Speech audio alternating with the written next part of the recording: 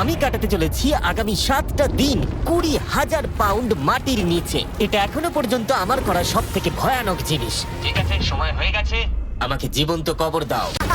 আমি আগামী 7 দিনের জন্য এই কফিনের কাছে আমার জীবন সঁপে দিচ্ছি। শুধু প্রার্থনা করব হঠাৎ করে যেন এটা ভেঙে না পড়ে। এবং অবশ্যই এটা বলার কথা নয়, কিন্তু বলছি এটা 100% রিয়েল। এবং আমি সত্যি কথা বলছি, আমার ধারণাই ছিল না এটা কতটা কঠিন হতে পারে। আমি জানি না কেন, কিন্তু কোনো কিছুই করবার মতো মোটিভেশনই পাচ্ছি না। আমি এখানে 5 দিন ধরে শুয়ে আছি আর আমার নিজের খাবার তৈরি করার মতো এনার্জিটাও নেই। আর যেহেতু এখানে বাথরুম করাটাও এতটাই ডিফিকাল্ট, জিজ্ঞাসা করো না কি করে, কিন্তু ভুল করে আমার প্যান্টে একটু টয়লেটও লেগে গেছে, আর সেই জন্য আমি আমার প্যান্টের ওই অংশটাকে কেটে ফেলে দিচ্ছি। এটা করার জন্য আমাকে ক্ষমা করো। আমি বুঝতেই পারছি না যে আমি কেন কাঁদছি। 5টা দিন কেটে গেছে, 5টা দিন এই কফিনের ভেতরে একলা। সত্যি কথা বলতে আমি জানি না এখানে আমি বাকি 2 দিন কি করে কাটাবো। আমার সমস্ত উৎসাহ দ্রুত শেষ হয়ে আসছে। জিমির মনে হয় এখন আর কিছু ভালো লাগছে না, এখনো একদিন কাটাতে হবে, আর ও খুব ভেঙে পড়েছে। আমি সবটুকু দিয়ে তোমাদের সাথে কথা বলছি কন্টেন্টটা ভালো করতে, কিন্তু সত্যি কথা বলতে কথা বলার এতটুকু এনার্জিও নেই। আমি শুধু এখান থেকে বেরোতে চাই। জানি না আমার বলাটা উচিত হবে কিনা, কিন্তু আমি আমার সমস্ত পি বটলগুলো ইউজ করে ফেলেছি। আর যদি আমার এখন টয়লেট পায়, তাহলে আমাকে খাবারটা খেতে হবে আর প্যাকেটের ভিতরে টয়লেট করে বন্ধ করে রাখতে হবে। আমি জানি এটা বেশি ইনফরমেশন দেওয়া হয়ে যাচ্ছে, এই চ্যালেঞ্জটা সত্যি ডিসগাস্টিং, তাই আমি বেরোতে চাই। আমি এতটাই বোর হয়ে গেছিলাম যে হয়তো এই পৃথিবীর একটাই জিনিস পারতো আমাকে আনন্দ দান করতে। জিমি, আমি কাউকে নিয়ে এসেছি, কাকে নিয়ে এসেছো? আমার প্যারেন্টস কে। ও, আপনারা কেমন আছেন? ভালো।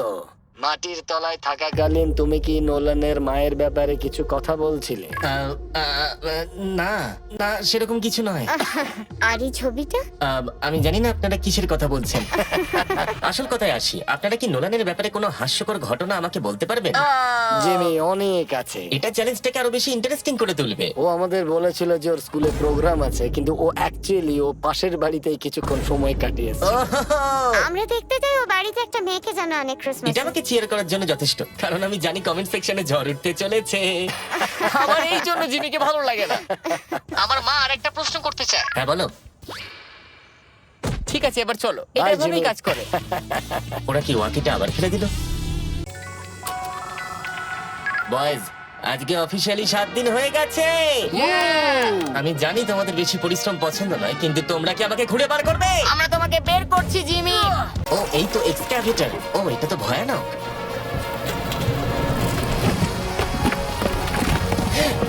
আমি সূর্যের আলো দেখতে পাচ্ছি। জিমি, সব ঠিক আছে তো? এটা বলে বোঝানো কঠিন যে 7 দিন না দেখার পরে সূর্যটাকে দেখে আপনার কেমন লাগবে। ও মাই গড, আমি আবার কাঁদতে শুরু করলাম। জানি না কেন, আমি চোখের জল আটকাতেই পারছিলাম না। আমরা পেরেছি, আমরা পেরেছি। এখন একটাই প্রশ্ন মাথায় ঘুরছে, যে যখন আমি উঠে দাঁড়াবো, আমি যেন ব্লাড ক্লটস হয়ে মরে না যাই। সেটা আর কিছুক্ষণ পরেই দেখা যাবে। জিমি, তুমি তৈরি?